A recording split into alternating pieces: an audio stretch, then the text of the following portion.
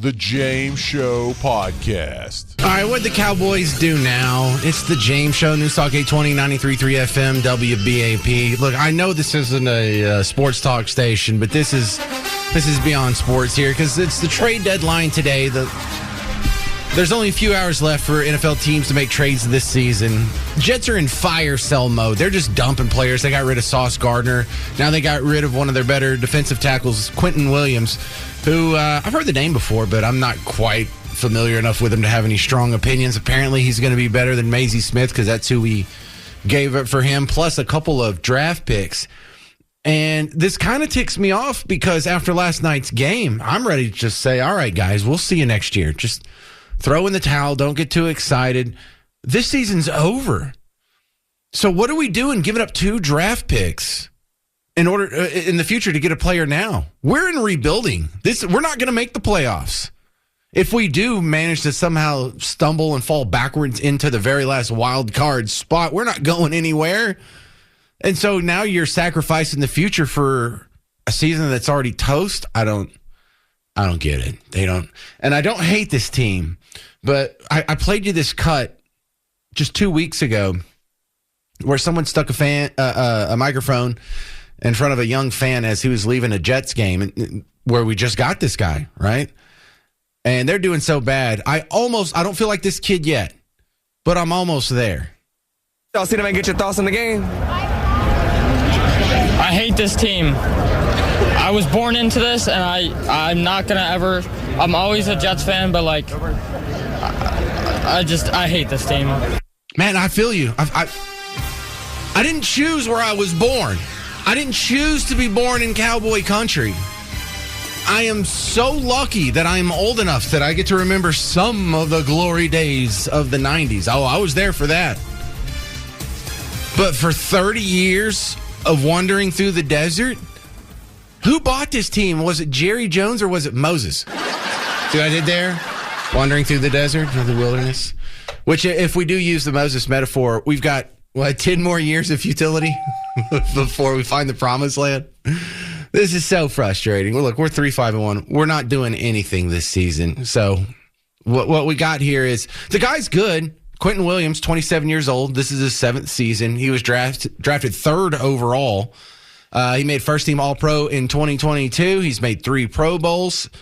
So that sounds kind of good. Obviously, we need more help on the defensive line, but that's what happens when you get rid of DeMarcus Lawrence and Micah Parsons within a few months of each other. So we're not doing so great this year. This should actually make us a little bit better this year, but is it at a sacrifice of what's going to be drafted over the next 2 years? I'm not sure this is a good idea. So Dallas is on its bye week here.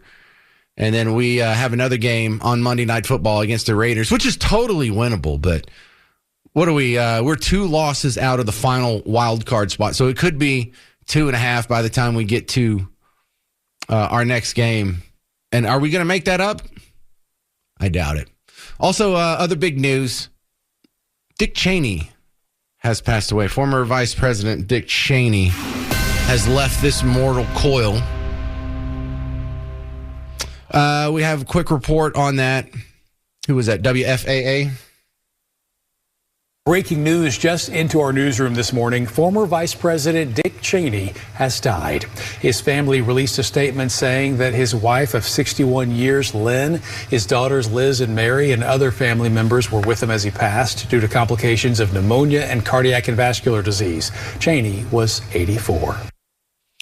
Yeah, the Dick Cheney situation, you got to feel sorry for the guy because I don't think anybody in American politics in our lifetime has caught more unnecessary stray bullets than Dick Cheney. This is a guy who is treated like he was Darth Vader.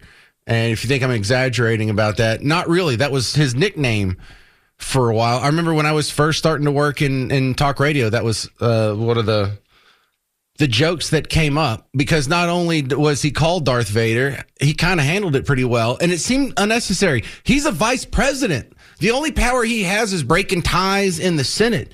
That is it. But you have people saying, oh, Dick Cheney's a war criminal. I was glad a war criminal died.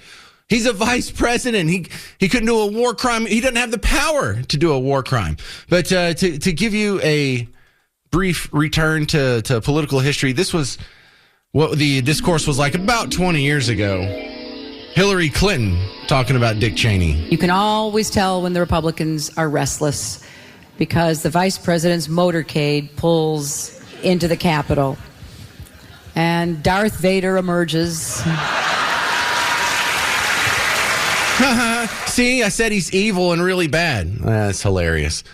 So Dick Cheney kind of took it with stride. Here he is speaking at the Heritage Foundation not too long after those comments. An invitation from the Heritage Foundation, obviously, is always very special, only more so when it provides an opportunity to talk about Ronald Reagan's visionary Strategic Defense Initiative. I'm sure Ed Follner thought, well, if we're going to talk about Star Wars, we might as well invite Darth Vader. And something you may not know about Dick Cheney, here he is in 2009 openly supporting legalized gay marriage. Remember, this is 2009, which means it's 3 years before Hillary or Barack Obama openly supported legal gay marriage. And it's so it's 2 years before Obama and Hillary supported it openly, 3 years before the Democrat Party actually put it in their platform. Cheney was ahead of him on this one. You know, freedom means freedom for everyone. And as many of you know, one of my daughters is gay, and something that we've lived with for a long time in our family. I think people ought to be free to enter into any kind of union they wish, any kind of arrangement they wish. The question of whether or not there ought to be a federal statute that governs this, I don't support. I do believe that historically the way marriage has been regulated is at the state level. This has always been a state issue. And I think that's the way it ought to be handled today. That is, on a state-by-state basis. Different states will make different decisions. But I don't have any problem with that. I think people ought to get a shot at that. And wow. So the lesson here is today, if you're against gay marriage, you will be classified as part of a hate group. Back then, the Republicans supported it. The Democrats didn't. Was it a hate group then? No? Oh, that's so weird. We're now over a month, almost going into week number 6. I think tomorrow will be the end of week 5 of the shutdown. And I think that will also put us over the top for the longest shutdown in history. Sweet. What a win. This is what I hoped for. I hoped it would go as long as possible. Here we are. It's going as long as possible. And I love the back and forth on the food stamp situation because, you know, there were a whole bunch of threats. Well, if you're going to cut off our food stamps, then we're going to go robbing and burglaring and attacking people. We're going to take our food. And if you dangle in front of them, well, it might get turned back on Monday. Okay, well, it might get turned back on next week. Well, it might get turned on. You know, it's fun to watch them play that game because I'm interested to see how many people were talking smack. How many of you really are going to go on a wild shoplifting spree and just start running giant carts full of food out in the parking lot? How many of you are going to start jacking people in the parking lot after they paid for their food? Not that I want it to happen. It's just interesting because there's a lot of people running their mouth big time before the food stamps got cut off. I want you to remember this. It's Election Day. And over the weekend, I'd played this on yesterday's show. I'm going to play this on tomorrow's show, too. Ted Cruz said something that I don't want you to forget to Maria Bartiromo. If this shutdown ends on Wednesday, Thursday, or Friday of this week, then this prediction will have been proven true. Will the government open this upcoming week? This is getting seriously impacting the U.S. economy. What's your take? I think it's likely to open Wednesday or Thursday of this week. The Democrats will wait until after Election Day because they think a shutdown is good for energizing the crazies in their party. But I think it'll be either late this week or early next week. Are you going to have to give on the Obamacare subsidies? No, the Democrats will collapse entirely. Okay. So not only will there be an end to the shutdown, but he's predicting that there's going to be no big changes, no big capitulations by the GOP. The Democrats are just going to, after all this fussing, after all that, they're just going to lay down and have it be over. And that was not too different than what Trump said on 60 Minutes over the same weekend. He said that they're going to eventually just fold like a lawn chair. We are now approaching the longest shutdown in American history. Democrats' fault. Under your presidency, we're talking about more than 1 million federal workers who are not getting a paycheck, including our air traffic controllers. You see there's traffic snarls out at the airports now. Sure. This weekend, food aid for more than 42 million Americans is set to expire.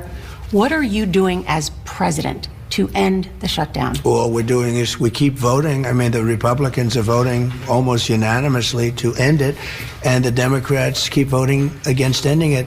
You know, they've never had this. This has happened like 18 times before. The Democrats always voted for an extension, always saying, give us an extension, we'll work it out. They've lost their way. They become crazed lunatics. And all they have to do, Nora, is say, let's vote. And then here's the part where he said they're going to capitulate. Sounds like it's not going to get solved, the shutdown. It's going to get solved, yeah. Oh, it's going to get solved. How? We'll get it solved. Eventually, they're going to have to vote.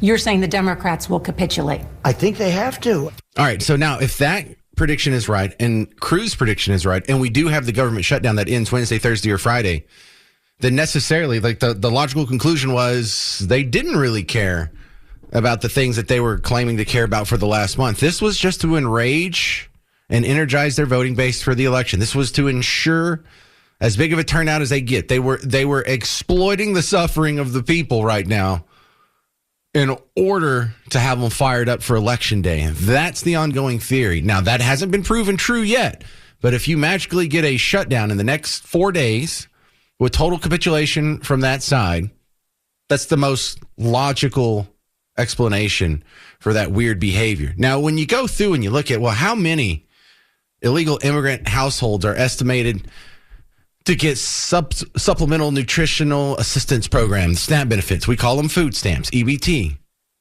Well, it's really hard to figure out what the real cost is because, as it turns out, not all of the states are sharing their information. So you can look it up and see surveys where people do estimates based on the data we do have, and they say about, $5 to $6 billion annually go out to SNAP benefits for illegal immigrant households.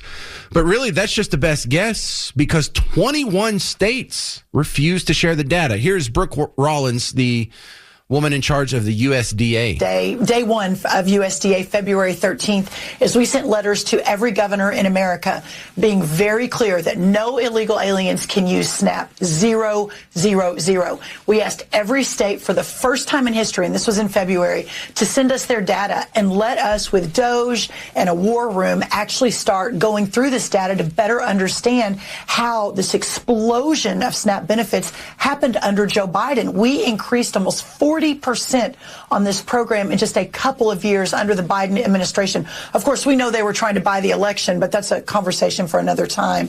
And since we have asked for that data, 29 states have complied.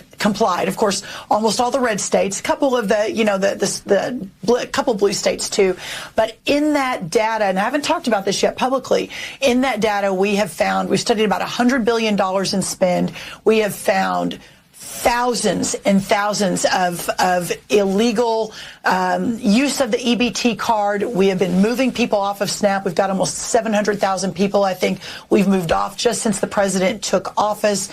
We've arrested about 118 people. So this has been ongoing. But, Rachel, to your point, what this conversation has allowed is a national spotlight on a broken and corrupt program. We found one guy in 6 different states getting a benefit. We found about 5,000 people that are dead who are still getting benefits.